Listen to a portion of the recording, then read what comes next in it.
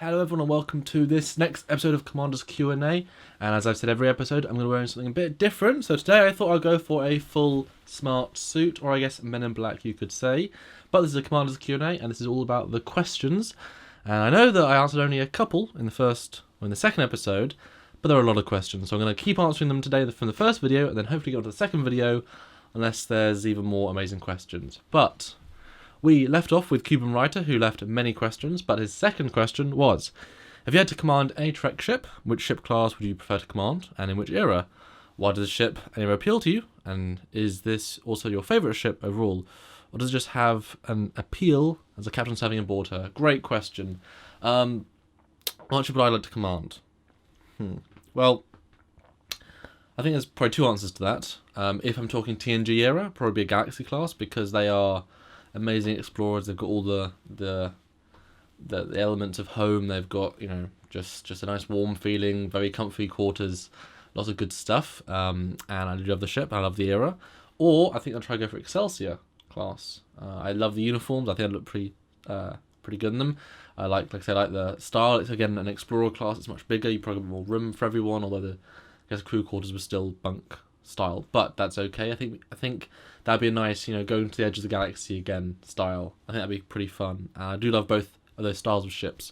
I know Stuart's screaming out saying, "Oh, but you love the Prometheus. Why wouldn't you be on Prometheus?" It'd be fun to command a Prometheus, absolutely, but I wouldn't want to be.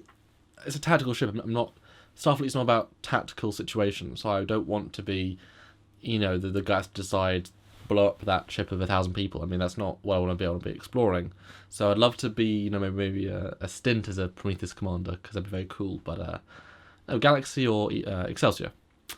Cuban Writer again. If you're a captain on a TNG Plus starship, what signature drink would you replicate in your ready room, and would it be programmed for you to make? How about the finest orange juice? Like, really sweet, really delicious, that you walk up, orange juice, ultra fresh, and it's just, I don't know. I'm not a big tea drinker or a coffee drinker. Maybe something alcoholic, but I mean, don't want to go to your 9 a.m. meeting with the staff and it's like, here's 3 shots of vodka in a glass. I mean, that's not what you want to do. So probably some orange juice or apple juice or something like that. Maybe hot chocolate if I'm really like Denobulan hot chocolate. There you go. Cuban Writer, another one. Oh, he's just saying great commands logs are overdue. Well, here you go. Here's number 3. Zat Nick Ateneth. Here's an interesting question. Of all the classes of ships in the Federation, which one do you think is the most practical ship for any situation? Really interesting question. I think probably my same answer, though, as the previous question. Galaxy class or Excelsior. The Galaxy, again, when you're in the TNG era, you've got holodecks, you've got Tenforge, you've got all these amenities that you'd want to have to, deal with that situation. Just that it wasn't Insurrection, but it was the other First Contact episode, and they had the holodeck so to put people in them. So that technology is very important, and it would deal with a lot of situations. So probably Galaxy class, and the source separation, that's a good thing. I think the Intrepid's also quite a good ship for any situation. I mean, are you talking battles as well? Well, it's not the best way at defeating a Borg ship is the D or is the Intrepid, so it's sort of variable. Perhaps, though, the Intrepid slightly more than the Galaxy just because it's faster, so if you have to get A to B, possibly. And again, you've got diplomatic quarters and things, so possibly the Intrepid for that. I think it's a pretty good gem. Plus, we want good sensors, it's got good weapons. Yeah, probably the Intrepid. Sean McDonald, +1 for the guest W per reel. I think it'd be hilarious. It would be. Lots of Doug, a couple of Rick, some Andrew moments, just like, what? Those are good moments. But yeah. James Bailey, how do you design a ship strictly for ambassadorial and negotiation use? Put me on the spot here. I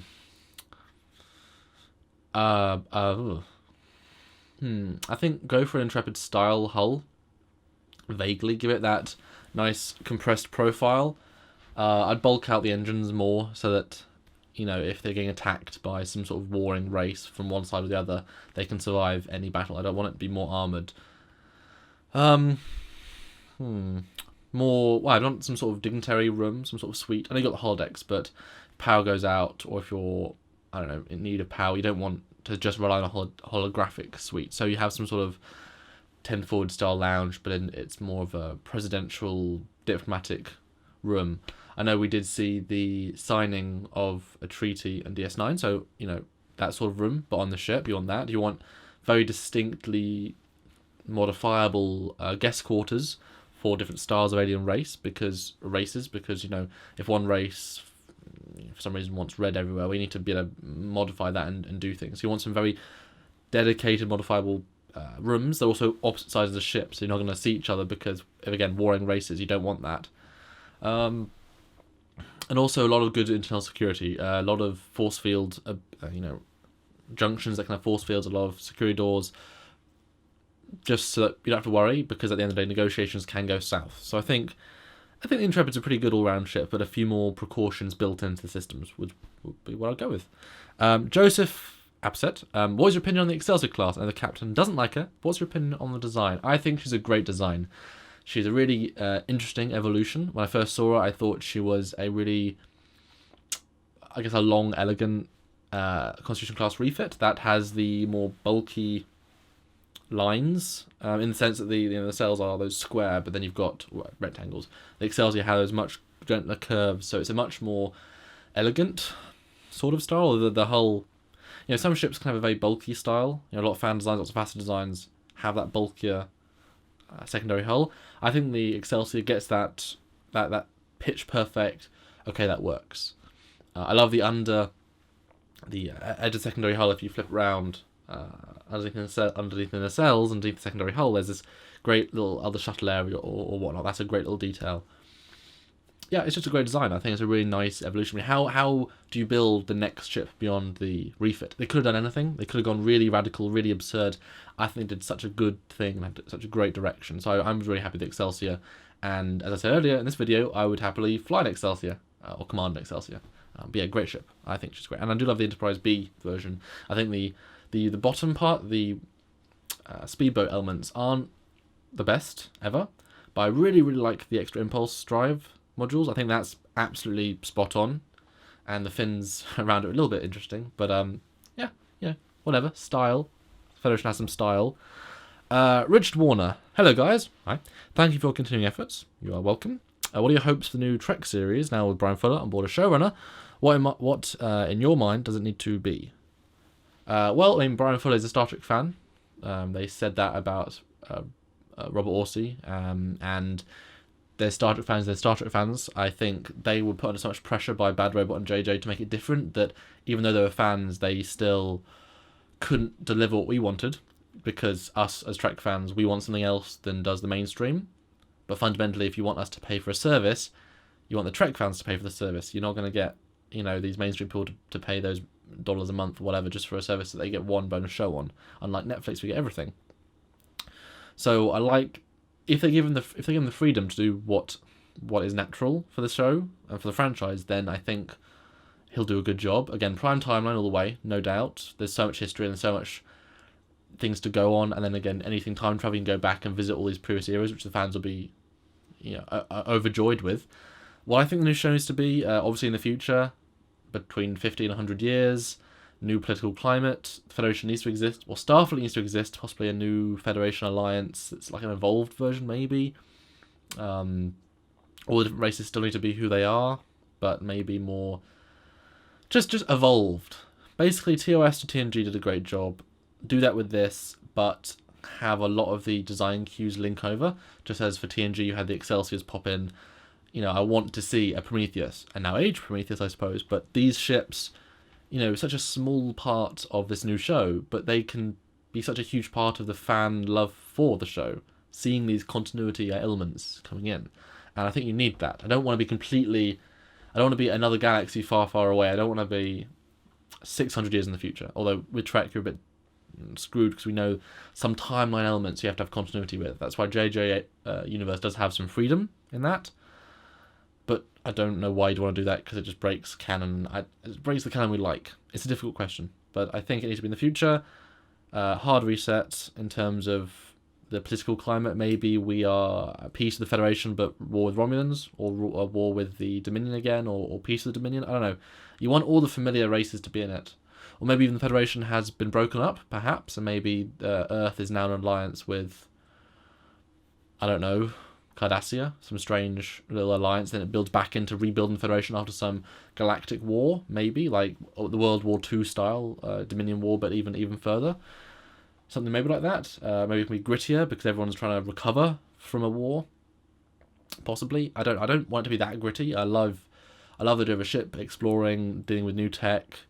But fundamentally, I want it to have L cards. I want it to have very familiar feeling uniforms. I don't want it to be radically different because then why is it Star Trek? You know, we had TOS, TNG Voyager, Voyager DS9, the movies. All of the last 4 of those fit in the same timeline. So it all felt this beautiful flowing continuity. We felt like Trek. Same people weren't behind it. If you suddenly completely reinvent it, even if it's Prime, is that what we want? You know? Just go 50 years ahead and you can still bring Tim Russ back. You can still do some really nice things. You want that natural leap but without something too much. And I don't know if that's what they're going to do because that's not necessarily enough of a risk to get new audience members. I don't know. It really depends. And hopefully he'll have enough respect for the franchise because JJ doesn't have respect for the franchise. Respect comes better decisions. So hopefully, better decisions, even if it's radically different, will lead to a more Trek feeling show. So I'm excited, but I can't know what's going to happen until it actually happens. So I will stay until it happens. Longer answer there. Enterprise H, another ship asking me a question there. If you were to design the next Prime timeline Enterprise, what would it look like and what would its dimensions be? Do you have any abilities or technologies in mind for the future post-E Enterprise should have? Now I'm assuming the next means the F. I like the Enterprise F from Star Trek Online. Everyone should check it out. It's a great design. The next E, the next Enterprise. So you put me on the spot here, guys. I mean, I haven't sat down and designed a ship really. I'd love to. I need to do that at some point, but I haven't really done that before. I would say a little bit bigger, possibly regain the neck because the neck's an iconic piece. Without it's post-war, more exploration. You want that source of separability. You want source set with separate nacelles like the Prometheus has. You want that evolution. Possibly 4 nacelles because again, separation is a hugely useful ability. I think 4 nacelles could actually look quite good. Maybe shorter nacelles, maybe. Although I love how long the Enterprise E is. I love the sleek feel. I wouldn't go for pointed. I'd go for some sort of saucer. Even if it's an oval, go for that sort of style. Don't go pointed. Yeah, I mean just bigger. I mean there's so many great designs out there. And Michael Wiley's Polaris is a fantastic design. It doesn't necessarily scream Enterprise, but what does scream Enterprise? I mean who knows? Who knows what gives it the vavavoom? But that sort of pushing forward, I think, works really well. And I don't know, I think I'd be interested if they ever, came to Trekyards and said, hey guys, we want your opinion on what could be the next Enterprise. Here's the 7 concepts we have. I think at that point, we could probably narrow down on that feels Enterprise-like. But until I know that, until I see what is out there or possibly out there, I don't think I'll know. That said, like I said, the Enterprise F, yeah, works for me. It's good design. It's different, but it's also very similar. So I like it. Barbara Safer. Okay, I admit it. I've got a Samuel crush. Thank you. You touched on it a bit in this pilot, but what do you do for a living outside Trekyards? How do you pay rent?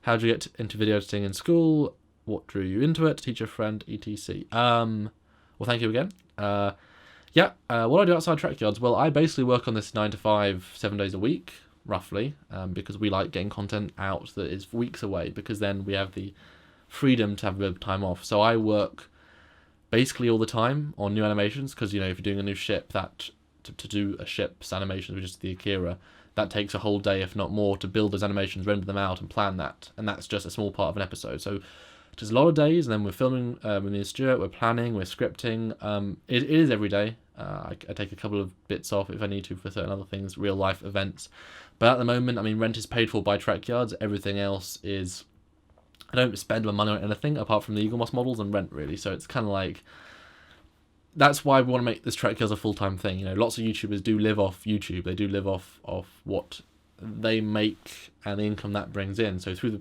the Patreon, through the small amount of YouTube revenue we make, we're trying to build that to a point where it can make me sustainable fully, because at the end of the day, I'm editing every show, I'm making animations for every show. I need a lot of free time to do this, and I can't afford to have a part-time job or a full-time job that isn't this, to continue with the great content and keep planning new things. We've got so many guests that want to bring in, but you've got to plan their promo, you've got to plan the first episode, and all that new development. It takes a long time. And I haven't got that much of a life outside of this. I'm dealing with all these amazing people. I talked to Tobias yesterday and Roland Barron from Yorktown, and all these amazing Scott Nakada. Like all these people I'm talking to almost a daily. I'm talking to someone on a daily basis that's really interesting. Alex Peters a couple of days ago. Like, I'm in this big network, and that is a really fun network to be in. Although, it's pretty much limited to working on Trekyards, and so it helps content come out for you guys.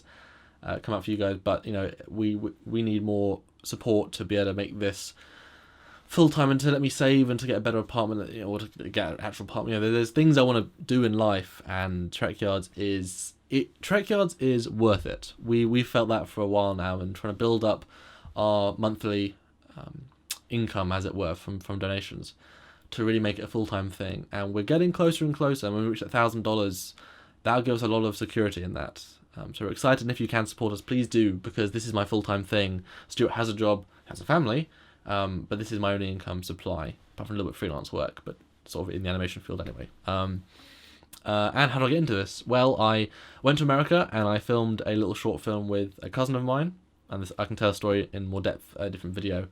But we filmed a video, came back to England, and I guess I caught the bug. I caught the filmmaking bug, and I suddenly wanted to script something else, make something else, and I did.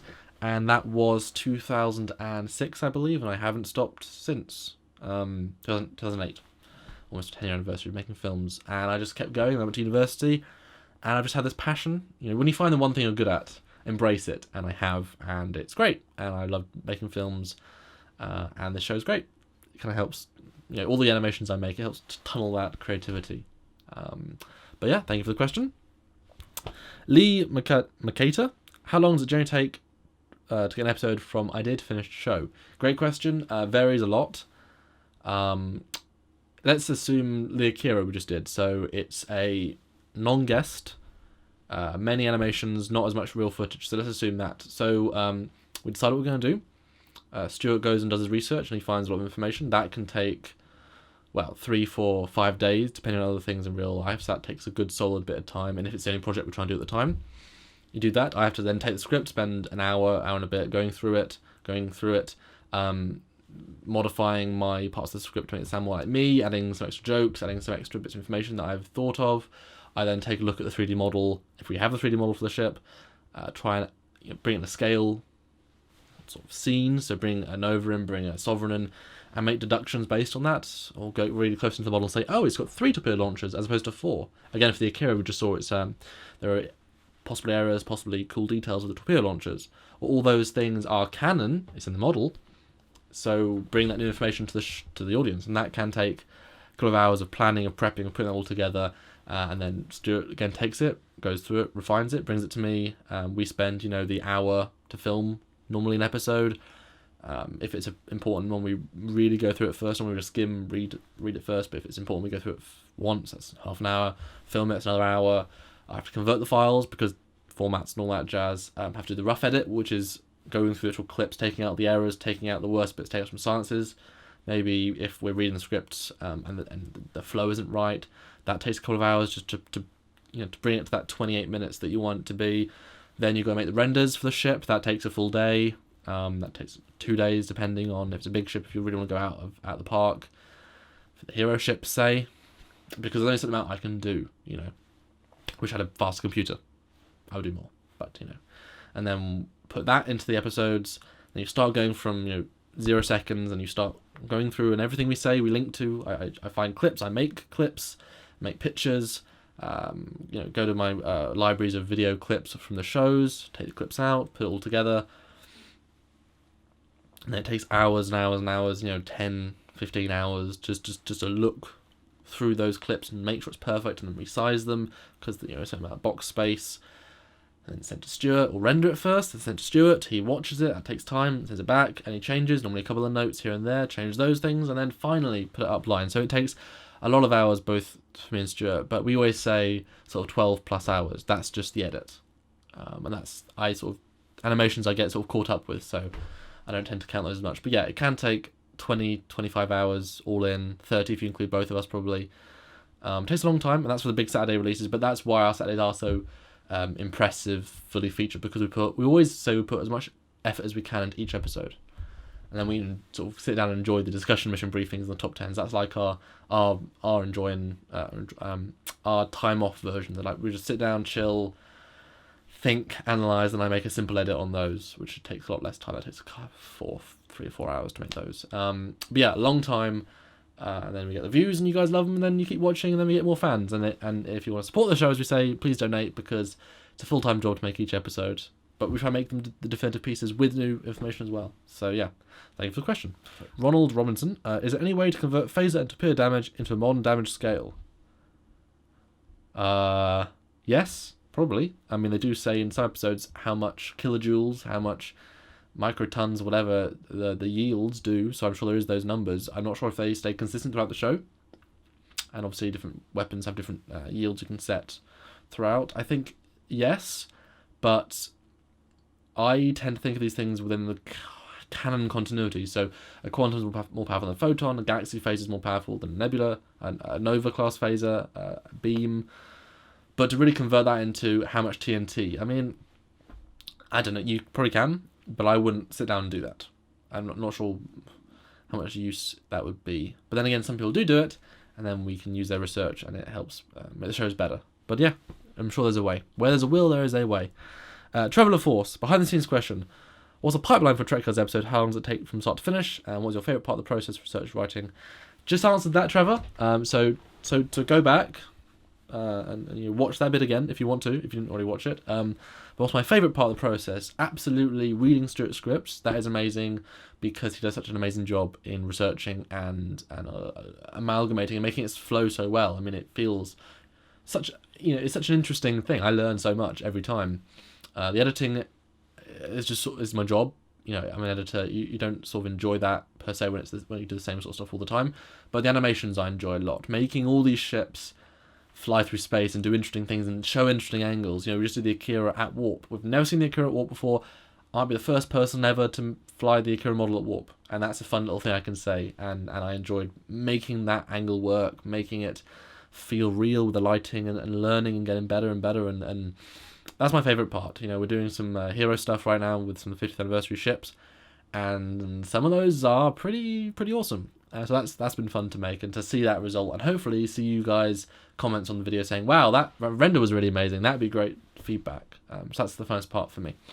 And a question from Rinse Wind CL. Hi, Commander. Hello. I'd love to hear your thoughts on the future of the United Federation of Planets post-Nemesis. Do you think that the new TV series announced should take place in this era? Can you foresee extragalactic ships travelling to other galaxies? Thanks. Great idea. Absolutely, I'd love to see that. To be fair, I'd love to see just a bigger Sovereign fly to Andromeda. That'd be really interesting. It'd be a whole new show. They might even do that. It's kind of more Voyager, more Farscape, which is fine. Going really out. I'd like to see that. Be interesting. As long as you had the Trek core, the L cars, the uniforms, that'd be really fun. Post-Nemesis United Federation of Planets, I think that there's a definite transition period to get over the Dominion War. A lot of damage been done. People have been used to fighting, have been used to ordering warships, battleships, and it'll take a while to really bring that back under control, to bring back the dream of the Federation. We just watched Predator X a couple of days ago, and they say we've got to maintain what it is to be in the Federation. So I think they'll need a recovery period, but fundamentally, as long as the war enjoying, bad way of saying it, but the admirals that really strive in war, really thrive in war. So as long as they are take a back seat, and the really nice explorative, the really friendly, admirals take over and start running the show. I think it needs to be peaceful again, and I think they'll survive. They have survived. There's obviously novels and things to explain that. I think Star Trek Online is an interesting take.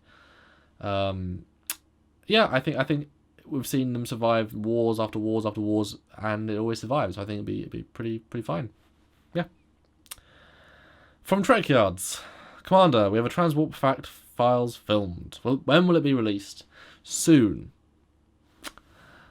Trekyards. If you had to describe Captain Foley in one word, what would it be and why? I'm trying to be funny here, but I can't think of anything. I don't know. I'm tempted to just Cap. I made that joke before, as in Captain America, Cap. Oh no, he's my Cap. You know.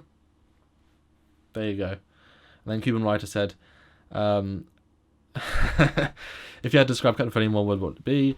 Amrat Bar has some advice for you, Samuel. Winky face. And please watch Return of the Jedi, Star Wars to know that reference. But yes, it was a trap. Two-part question from Trubby Howard here. Hi Samuel, what is your feeling on the Borg? I think they are high-tech zombies. I like the TNG and Voyager. I like when TNG and Voyager face the Borg. My own problem is Starfleet should have had phases that rotated fire frequency as the show went on. Your thoughts? Yep, Borg are great. Great in all the different iterations. I loved seeing the evolved culture and all the different designs that were in Voyager. Even if they got nerfed a bit, the Borg Queen wanted them to survive because Seven was on. Answered. There you go. They're a great idea. They really scratch that itch of horror. You know, zombies are an interesting trope, but to have them be so technologically advanced, you know, is really interesting, and I really like it. And I think, yes, they should have had rotating fire. And the fact that the Borg couldn't have stored phaser patterns so that, you know, a TNG phaser should never, ever be effective again. Theoretically, although there's so much of the Borg collective, they wouldn't necessarily all have the pattern to be to absorb the phaser fire all throughout the quadrant, So possibly, I like the idea of them using the TR-116 rifles, the transporter projectile beam. You beam the projectile with the transporter, and it, you know, because how can you regenerate necessarily against a kinetic force? I'm not sure. How can you defend? I don't know. I think there's only some frequencies you can go through in a phaser, and if you did start burning through them, again, the Borg should be resilient to all of them. So you've got to find a way of defeating them. You've got to find a way of being able to at least make that... We've got 5 shots, make them count. Oh damn, we've used them all. Now it's even more scary. You need that sort of story trope. So I'm okay with that, but I mean, really the Borg should have been able to adapt to everything very quickly and destroy everyone. But that's still fun. Ryan Shankland, what is your favourite Star Trek species or faction, except humans or Starfleet, and ship from what race? Love the show, thank you. Favourite Trek species? Love the Klingons. I love Chang of the Klingons. I love the more poetic warrior stance. I love the Hirogen. They're a great species. I think overall Klingons, just because we see so much of their tech. I love their armour. Really, really great design. They really hit the nail on the head there. I love the makeup. I love... Worf. I love the interior of the ships. I love the ships in general. Probably overall it's going to be the Klingons, and then favourite ship for them, got to be classic Bird of Prey. I mean, it's definitive and iconic. But I like the smaller one. I like the Burrell, not necessarily the Cavort as much, or the Great Bird. I seem to remember as Stuart taught me in the Klingon Bird of Prey episode, if I'm right. And let me know in the comments below, Stuart, if I'm right, it being the Great Bird as being that big one. But thank you, Ryan. Oh, more questions from Ryan. Have you ever created or designed your own ship? If so, have you ever rendered it, and can we see scheduled drawings? A description of it and its function will do as well.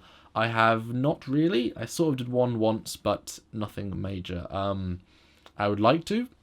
I'm not an artist. I'm not a drawer. I'm better at animation work, and I'm not a modeler either, so I couldn't build it in 3D. I think I'll need to have a really good spark of an idea. You know, you want to have everything should be functional, so I need to have a really good idea. And I keep seeing so many fan designs that are incredible, and they push that aesthetic how I would do it, and that aesthetic how I would do it. And it's like, oh, my work's already done. So I don't know how I would do it, but I'm very vanilla, sort of. I like the 2 nacelles. I like 4 nacelles. I like 2 nacelles, the saucer, the secondary hull, and the neck. So I would do something along those lines, and just make it very fit for purpose, and try to make it feel very, very canonical. Really delve into exactly why it was designed, who it was designed by, in terms of was it a Prometheus designer, was it a Sovereign, one of the guys behind that project. You know, where are the influences and where has it come from, and where might it be going? You know, I would really think that things through, like warp engines. You know, are there little bits and bobs there? And you know, it sounds like a lot of fun, but the show, Trekyards takes so long to make. I I haven't really got time to do that because we don't want to make the show. We're trying to evolve the show and do new bits and bobs. So I'd love to, but I haven't yet. Again from Ryan, what kind of future in the Trek community do you see for yourself, and do you hope to work on future shows? I'll keep an eye out for your name. If so, what capacity would you like to work in visual effects scriptwriter? I mean, I suppose we are sort of gaining a name for ourselves as the ship guys, possibly, at least experts in some form of Star Trek.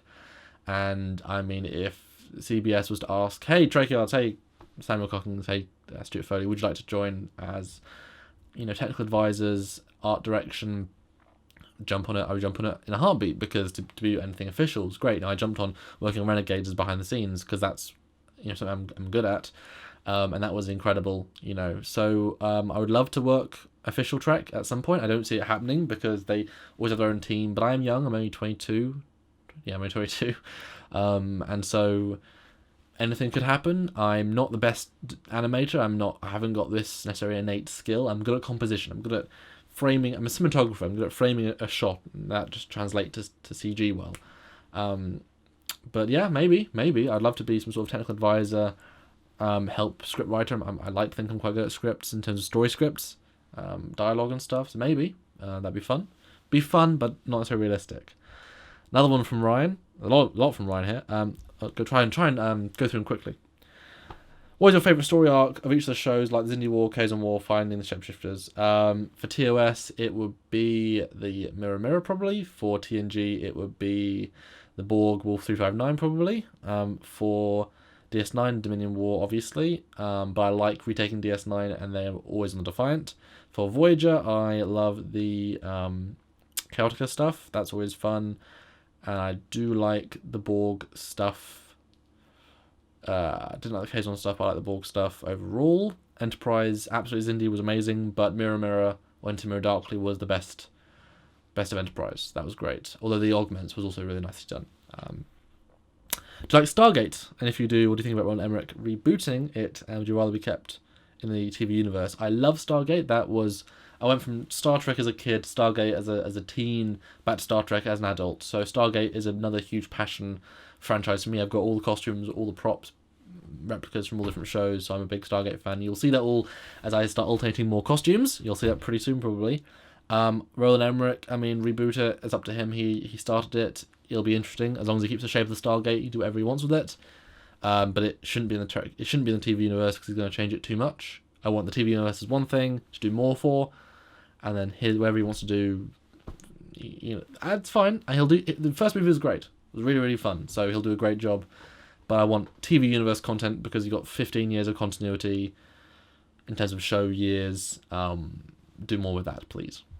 What's your favourite non-Trek ship? Daedalus from Stargate, probably. I think that'd be my quick answer number one. Daedalus from Stargate. What's your favourite non-Trek race? Probably something from Farscape. They have some really amazing creatures. Maybe Dargo's race, can't remember the name of that right off the top of my head, or Pilot's race, maybe. A lot of races to think of there. I'm trying to quickly go through these. What's your favourite small ship, or a ship you possibly would own or run yourself? I got your breath for some reason. Delta Flyer. I would love a Delta Flyer in my backyard. Hot Rod of the Galaxy, I would love one. Or Pearl Jumper from Stargate would be amazing. And the last one from Ryan, if you were to guest star. Oh, cool. Nice. In the Trek series, maybe a recurring role, would you rather be a hero or villain? Oh, that is incredible. I would be hero to start off with, kind of like Eddington, but hero to start off with, engineering bureau. I'd be designing a ship, brought on to help with the, some sort of tech thing. Turns out I'd be part of an enemy group, but actually it's an undercover operation for either Section 31 or just Starfleet Intelligence, and I would then get to be a villain for, say, a season or whatever. After I've had like 2 seasons of being a hero, so you get this nice little payback, I get a nice little payoff, and then I go back to being a hero. But I've learned serious lessons, and then maybe I'm then a main character because I've learned the lessons of the villains. I don't know, but yeah, I like playing both sides. I'd only want to play a good character, but I'd like to be able to have the opportunity to act a bit bad. That's a great question. Mike Wigeon, Wetjan. Well, first off, I'd like to say don't try and answer every question in a single video, but space them out, picking a few topics. Well, I did 10 and I've done a lot here. My question would be, From a modelling perspective, what is the most important thing to do when contemplating the design of a new vessel? Be a completely new, fan-made vessel, or updating an existing canon vehicle? Absolutely make it functional. Don't just say, this is the new best warship, and then make it pointy. Okay, Prometheus, but that was a reason. Make it... Think like a Federation design. Don't think like a fan. Think like a Starfleet engineer. There's a need for a ship. It's in this era. It needs to be this mission profile, which dictates roughly the size. The size dictates the crew. The crew size dictates how much, when you link with the size, how much other amenities it has. Its speed dictates the engines. Its weapons dictate, or its again profile dictates the weapons. It all starts building upon itself, and depending on what mission profile, also dictates maybe the style of ship. Is it round? Is it pointy? Is it hexagonal? Whatever. Function. Because you shouldn't go for stylistic. Stylistic is the detail beyond the function. Is maybe making that curve a little bit more that. But once you've already built in the reason for the curve. So that's what I would say, absolutely. Form follows function. James Oldfield, good to hear more from you, Commander. Thank you very much, James. Number one, question one. What is your favourite ship render that you've done for Trekyards? Oh! I've got some great up-and-coming ones for the 50th special, the first one, so those are going to be great. Those are pretty incredible. I mean, they're really good, but I enjoyed making them. I enjoyed the Trekyards intro for Captain Foley's channel, one's Captain Foley's channel, with the Dreadnought and the Saladin and the Connie flying up to K7. That was a really nice one. I like the composition of that. I like the Terrorbird ones. Those are fun. The Decloaking for Enterprise B was cool. The Akira at Warp. Anything at Warp is always fun because we never see them at Warp. But the Akira at Warp was pretty nice. Yeah, there's a lot of ships. I'm even trying to remember the ships. We have so many. Yeah, one of those. But some of the new ones are really cool. And possibly my favourite ship is up and coming. Where is it? And I might have some really nice renders for that. Who knows? Number two. Do you hope to be attending Destination Star Trek this year? Yes, we do. Stay tuned. Great pilot, Commander. Thank you. Looking forward to many more. Here is the second more. General Trek question. Picard being your favourite captain? I agree. Although some days I bounce between him and Sisko. What do you consider his best episode, or perhaps a top 5? I'll tell you what, we'll do a top 10 on that and answer that question because that's too much to think of right now, but we will answer that later on. Question from Teo. Hey Commander, what's your favourite Star Trek game ever? For me it's Bridge Commander. STO is great, but Bridge Commander has a so well told story. Yep, Bridge Commander is, top 10 video games we did, and the Bridge Commander game is incredible. The modding community made that game sing and do more than probably the designers ever intended to do. Absolutely incredible. Great story, great controls, great ships. Absolutely, 10 out of 10 sort of thing. Stowe's a great game though. I keep replaying it when they do enough changes and updates. It's a really fun game. Elite Force, I think, has an incredible story. All the different Voyage characters are in it. You get to go on a Mirror Universe Connie. You get to go on a Klingon ship. Really, really incredible. Good gunplay. It's a really fun game. Those two are definitely top of the list. I think there aren't many better. I think lots of them have other fun things. Starfleet Commando Stuart loves those games. Armada's great. Armada 2 is great. But I think those are just the overall best games for me. And I could always go down and I could replay Elite Force again. I'd happily replay it. It's such a good game. Captain Roix. If you had to choose which Trek hero ship would you want to be an officer on? I personally choose Voyager. Even with its whole 7 years in Delta Quadrant. Also enjoy your first Q&A. I hope you continue with them. Thank you. I would want to be on the Enterprise D, probably. Just because, again, all the amenities, they're pretty chilled. Didn't get attacked that many times. Voyager was getting attacked every other fortnight. It was pretty regularly. And that whole year of hell thing. Even if I don't remember it, I still got to live with all that. That's a pretty shitty situation. So probably Enterprise D. Although I just transferred. I was on vacation in Generations, so I didn't have to crash. But I was brought back on the Enterprise D, so I'm going to say D and then E. That's my answer. Cory Lindsay. In Star Trek First Contact, we saw Picard take out 2 Borgs with holographic bullets, with no sign of them adapting. Do you think later Star Trek designs should have incorporated holographic Tommy guns into their designs? Yes. Oh, obviously, outside the ship, they just... No. I think that is an interesting one. I definitely think they should use projectiles more. Different caliber bullets, explosive rounds. That would have been interesting to see. I think Borg. I don't know. They never specifically state, I don't think, if they could adapt to non-energy based weapons. If their force field is just energy based. I mean, we know they can survive space, but that might be another part of their anatomy. Like, can they survive? Can they deflect a batleth stabbing? I mean, what makes you think they can? If they can't, that's kinetic damage. So, not for the ships, because you're not shooting Borg ships with bullets, but yeah, I mean, have a Borg armory and just have a couple of P90s, G36Ks, G36Cs, Spaz 12s, Berettas, Glocks, all those good guns. Yeah. Tony Yarborough, this is a brand new comment, and we're at the end of this episode, this first episode of Q&A's comments, questions, but I'll answer like one or two from the other one maybe. We're at 42-minute mark now, but we'll maybe answer one and then say, hey guys, you're in the next episode. Because I want to change uniform, I want to change what I'm wearing. Hello Commander Cockins, how you doing today? Pretty well, just talked to a person, Trekyards original contributor, so that'll be fun. I wrote this comment to Captain Foley, and he asked me to repost. Actually, I asked you to repost, but on the Trekyards thing. So here it is. I really hope you can answer this. Thanks for taking the time out of your busy day. Okay. I play Star Trek Online. I have a few questions. One, is there a way to make a video of an in-game player where he's wearing webcam to have me on the screen? Yes, that's called PIP, picture-in-picture. There are many different screen recording softwares to do that. We use LeakCam HD. That has the ability. It's not the best thing ever, but there are more. All Let's Players use this. Well, a lot of them do, so it's not. Yeah, there's lots of them. They're not very expensive, so just Google them and try and find Let's Play game recorders. Number two, how do you guys make... There's wonderful videos with all of these starships and music from different TV shows and movies. I assume you mean the original 3D renders. Well, that's hard work and years of learned skill from me. It's in Lightwave, same software used as Star Trek, as Voyager and DS9, all those guys.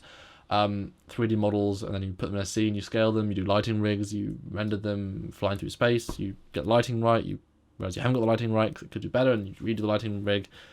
It's just time, effort, and learned lessons, really. It's all about experience and just that knack of, that looks right, I mean, I've improved a lot over the last couple of years, so it's a long process, but if you want to learn it, I'd go with Blender first. It's free, and there's still a lot of 3D models out there for Blender, and see what you can do with it.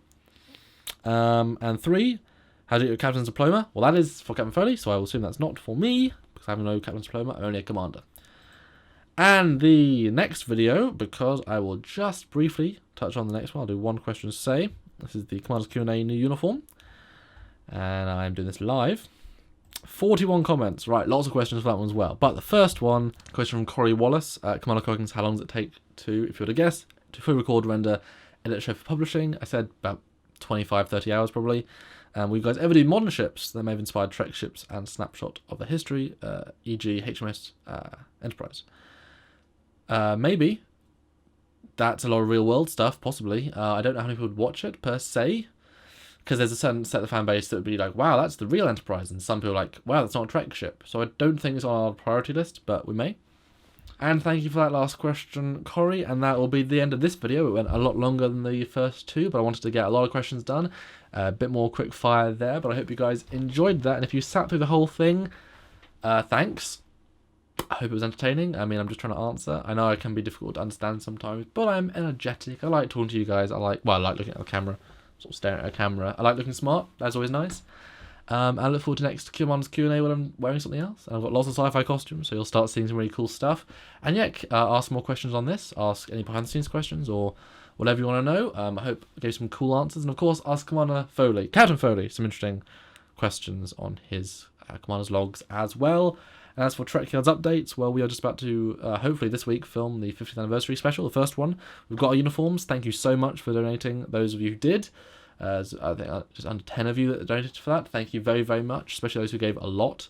The uniforms, they're not Avos, they're not Avanos, they're not the best quality because we can't afford that and we don't want you to pay for the highest, it's not necessarily worth it, but they look good and hopefully we'll look good in them and we'll give the episode the justice they want.